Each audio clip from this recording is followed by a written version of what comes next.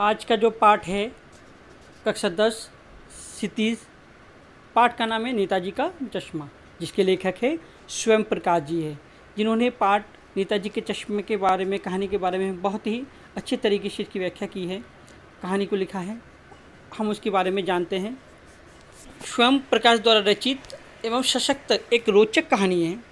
कहानी का एक पात्र है, जो कहानी का एक जो पात्र है, कैरेक्टर है, वो है हालदार साहब। हालदार साहब पखवाड़े के कंपनी में काम करते थे और प्रत्येक दिन एक कस्बे से होकर वो जाते थे। मतलब जब भी वह काम के लिए घर से, अपने घर से काम के लिए जाते थे, तो जाते वक्त एक कस्बे से होकर जाते थे। वहाँ से उनको जब गाड़ी लेके गुजरना पड़ता था। कस्बा बहुत ही छोटा था, उसमें एक बाजार स्कूल था, एक लड़कियों का स्कूल था, एक सीमेंट का कारखाना भी था उसमें, और सिनेमा घर भी था। नगर पालिका में हमेशा देखा गया था कुछ ना कुछ वहाँ पे काम होता रहता था। नेताजी के जो सुभाष चंद्र बोस की जो मूर्ति बनी थी, वो बिल्कुल ही किसकी थी? संगमरमर की बनी हुई थी।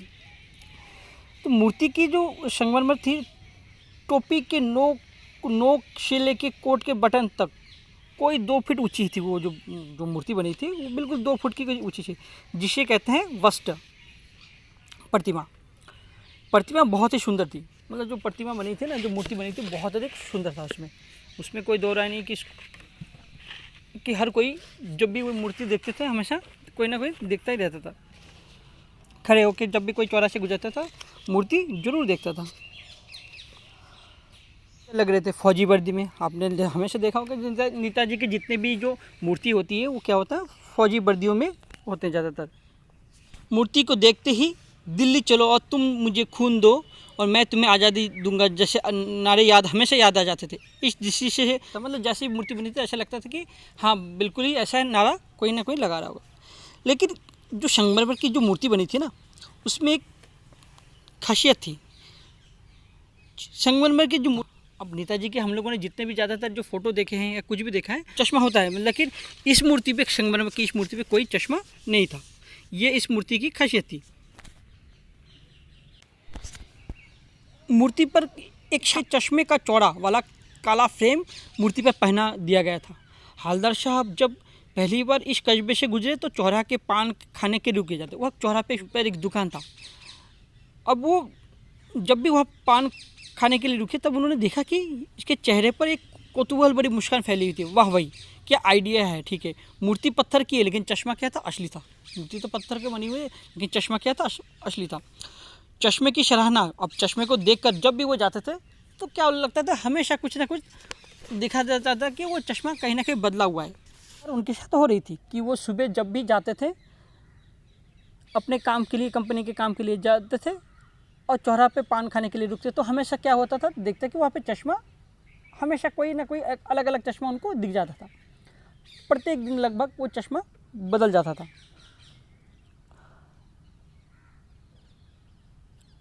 हालदार साहब की आदत पड़ गई कि हर बार वो जब भी चौराहे से जाते थे तो रुकते थे, पान खाते थे, मूर्ति के को ध्यान से देखना, और उसमें कौतूहल से एक जाग जाती थी। पान वाले से पूछ लिया कि क्यों भाई, ये क्या बात है? यहाँ तुम्हारे यहाँ पे जो नेताजी का चश्मा है, वो किसके द्वारा बनाया गया है और ये कौन रोज़ कौन बदल देता है? कैप्टन वाले ने बताया, यहाँ चश्मा कैप्टन चश्मे वाला बदलता है। ये जो चश्मा है, ये जो उनका जो चश्मा बदल देता है, वो एक व्यक्ति है, कैप्टन चश्मे वाला बदल देता है। हलदार साहब को बात समझ में नहीं आई, तो बोला कि एक चश्मे वाला है जिसका नाम कैप्टन है, उसे नेताजी के बिना चश्मे वाली मूर्ति अच्छी नहीं लगती, इसलिए वहाँ क्या है, छोटी सी दुकान में उपलब्ध अपने फ्रेमों से क्या है, वो रोज़ फिट करके उसे लगा देता था। लेकिन जब कोई ग्राहक आता था, उसे वैसे ही फ्रेम की आवश्यकता होती, तो जैसी मूर्ति पर लगा है, उसको कैप्टन चश्मे मूर्ति का वो लगा फ्रेम क्या हुआ, दे देते थे, बेच देते थे, और वहाँ पे कोई दूसरी चश्मा उसमें लगा देते थे। संभवतः नेताजी क्षमा मांगते हुए जब भी उतारते थे, वो नेताजी से क्षमा मांगते थे, ग्राहक को दे देता और बाद में दूसरा फ्रेम लौटा देते। जो हमारे हालदार साहब जी जो पान खाते थे, वो व्यक्ति बड़ा ही क्या था, मोटा, काला, और पान हमेशा मुंह पे उनका ठुसा हुआ रहता था, और पीक फेंकते हुए, जब पान की थूक फेंकते हुए, हमेशा वो जब भी कोई बात करते थे, पहले पान की पीक फेंकते थे, फिर बात करते थे, और हमेशा जैसे तो आपको यह सब कुछ बड़ा विचित्र और कौतूहल भरा लग रहा था।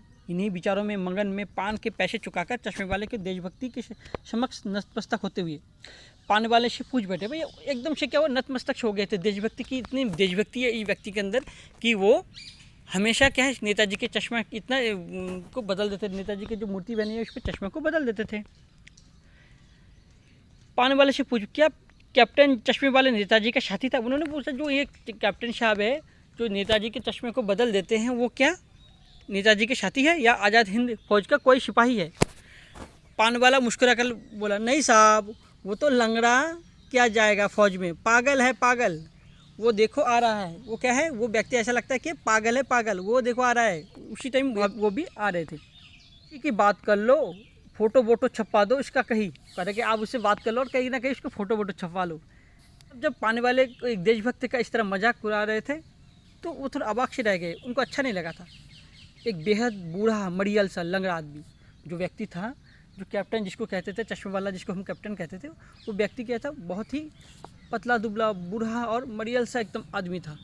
सिर पर आधी गांधी टोपी और आँखों पर के काला चश्मा लगाए, एक हाथ में एक छोटी सी संदूक की कच्ची और संदूक था एक जैसे, दूसरे हाथ में एक बाँस की टंगे हाथ चश्मे पर लिए रहा था।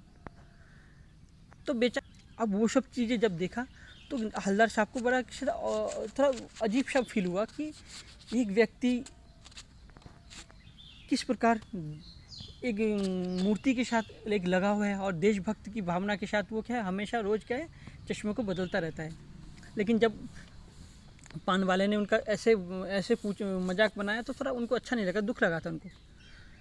लेकिन पान वाले का साफ बता दिया, अब इसके बारे में बात करने को तैयार नहीं था। हवलदार साहब ने जो पूछा तो पान वाला उसकी बात करने को तैयार नहीं था।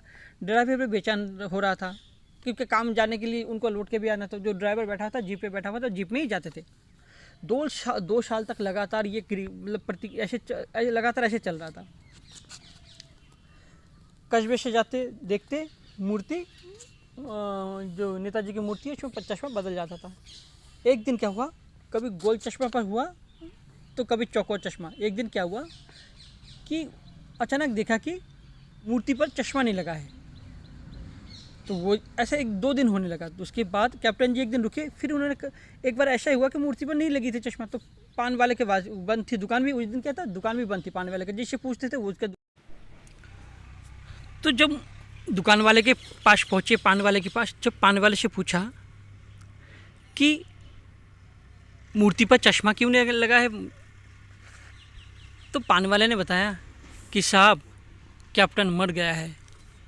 ये बात सुन के क्या जो हवलदार साहब के आंखों में क्या है आंसू झलक आए।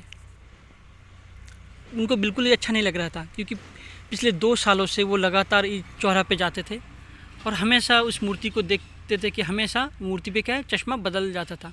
क्योंकि जो कैप्टन साहब के अंदर जो देशभक्ति की भावना थी वो हमेशा चश्मे को बदल कर कहीं ना कहीं कि हाँ कि हमें क्या है अपने जो देशभक्त लोग हैं उन पे क्या है हमेशा श्रद्धा करनी चाहिए।